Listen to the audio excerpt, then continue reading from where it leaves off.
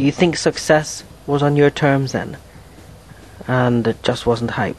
It was kind of cool because I feel that it was on our terms, and I think maybe because it was a good record, or maybe because the band had something to say, it beat down the obstacles of having someone say, "You're good, I'll play you," you know.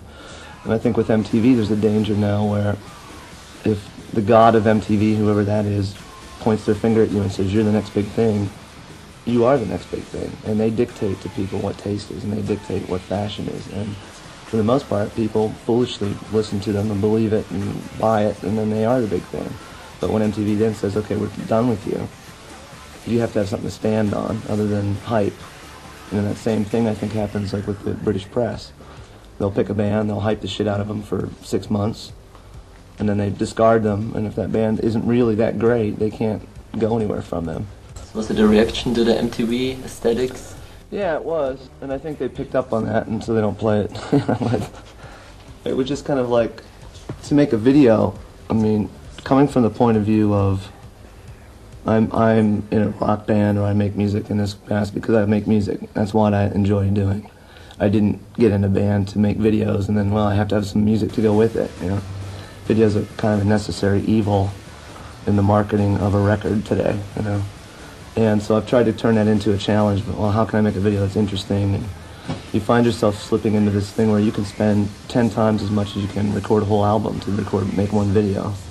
And then you usually farm it out to some director that just churned out 50 other videos, and they all look the same, and they all look like the video that's the one that's being played all the time on MTV. And if it doesn't look like that, MTV won't play it, and if it has the slightliest, anything that's slightly controversial, they won't play it. And I've got a whole other 20-minute speech on that, on one we just did.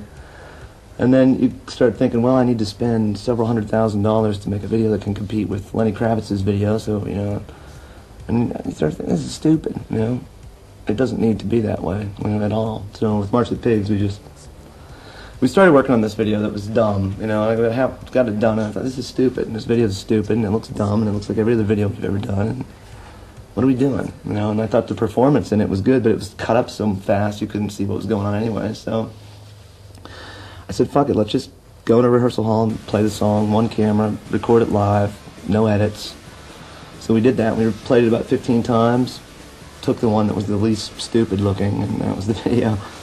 And I just kind of made it as a comment on, you know, I thought that's my favorite video we've ever done. You know, and I know some people hate it. You know, and other people come up to me and say, "That was great." You know, and then when I realized when we mixed it, it's 10 times noisier than the track on the album, and I didn't even realize that when I did it. And I thought, I wonder why they're not playing it. Well, next to the Pearl Jam video, it doesn't sound the same, which is fine. You know.